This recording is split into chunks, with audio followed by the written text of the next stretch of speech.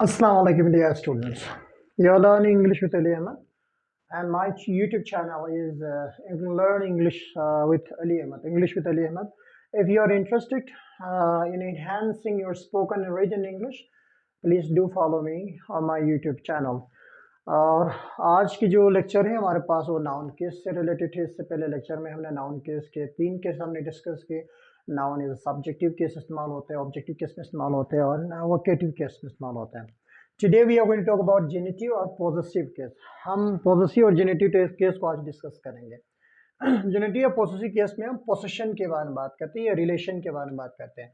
हम किसी बंदे की पोजीशन के हवाले से या उसकी रिलेशन के हवाले से या उसके ताल्लुक के हवाले से बात करते हैं या उसकी पोजीशन या मिल्कियत के हवाले से बात करते हैं। तो इन दो चीज़ों के हवाले से हम इसमें बात करेंगे।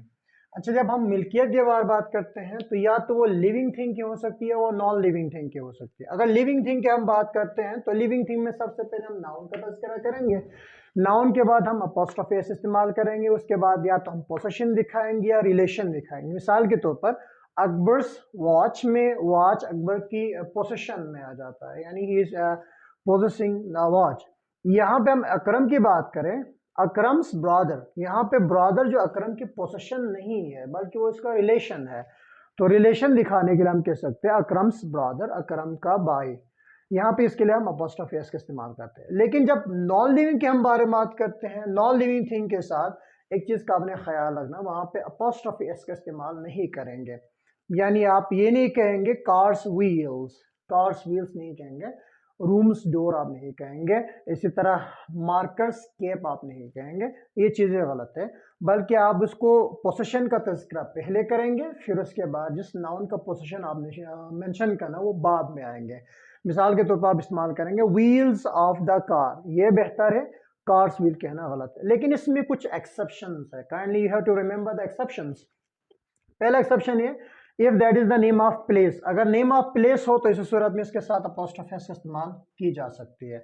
जिस तरह स्कर्दूस पॉपुलेशन आप कह सकते हैं, स्कर्दूस पोल्यूशन आप कह सकते हैं, स्कर्दूस पॉपुलेशन इज इंक्रीजिंग एक्सेप्टेबल आप कह सकते हो। इस तरह टाइम के साथ हम अपॉस्ट्रोफी एस का इस्तेमाल कर सकते हैं। इन 2 days लीव या आई नीड 2 days लीव भी आप कह सकते हैं।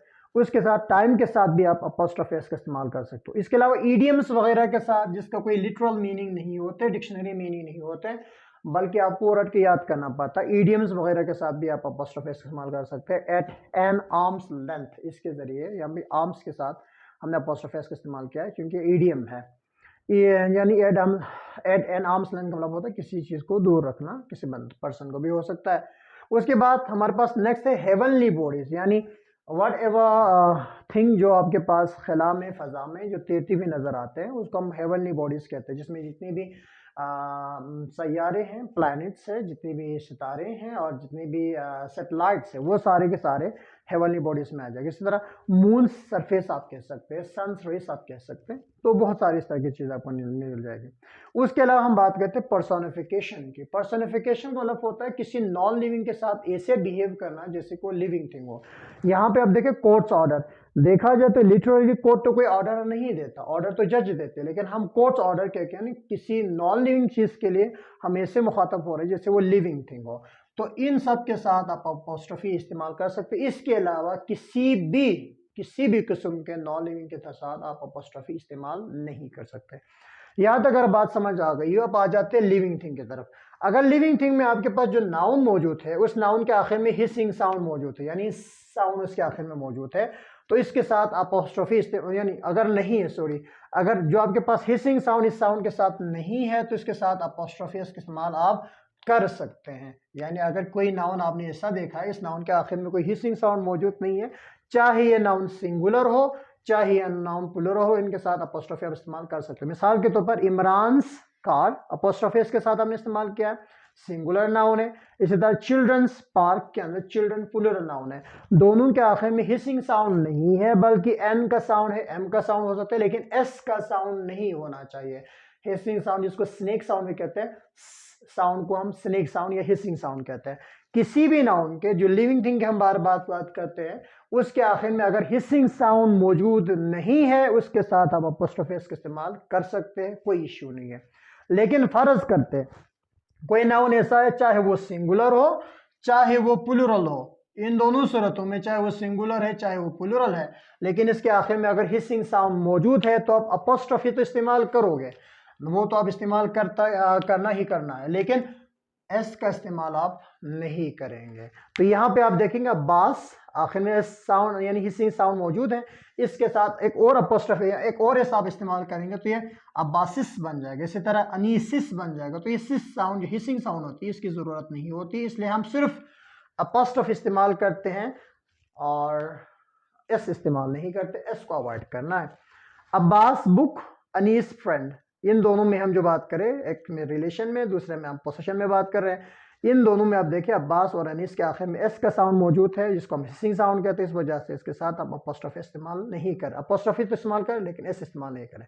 चाहे नाउन प्लूरल हो, जिस तरह बॉयज के आखिर में एस का साउंड मौजूद है, अपोस्ट्रोफी इस्तेमाल की, दोबारा इसकी जरूरत नहीं पड़ी। इस तरह गर्ल्स के साथ आखिर में हमने अपोस्ट्रोफी इस्तेमाल की, एस इस्तेमाल नहीं की। लेकिन हमारे पास दो सेंटेंस है, इस गर्ल के साथ हम इसको यूं भी बना सकते हैं, अपोस्ट्रोफी बाद में रख के भी बना सकते हैं, लेकिन वो कॉन्टेक्स्ट डिपेंडेंट है, यानी अब किसी कॉन्टेक्स्ट में देखेंगे कि क्या वो उस कॉन्टेक्स्ट के लिए है कि नहीं। मिसाल के तौर पे यहाँ पे एक सेंटेंस है, he is in a boys college, यहाँ पे बॉय सिंगुलर नाउन, इसके साथ अपोस्ट्रोफी एस, कॉलेज ठीक लग रहा है, लेकिन कॉन्सेप्चुअल बात यह है कि बॉयज कॉलेज कहेंगे तो सुलभ होता है, एक सिंगल लड़के के कॉलेज के हम बारे में बात करें, जो कि कॉन्सेप्चुअली गलत है। इस वजह से जब कभी आप इस्तेमाल करोगे तो अपोस्ट्रोफी को बाद में और इसको आप पहले इस्तेमाल करेंगे, ये बहुत ज़रूरी है ताकि पता चले हम बॉयज़ कॉलेज, लड़कों के कॉलेज के बारे में बात। इसी तरह she is living in a girls hostel, in a girls hostel कहेंगे तो यहाँ पे सिर्फ एक लड़की की हॉस्टल बन जाएगी,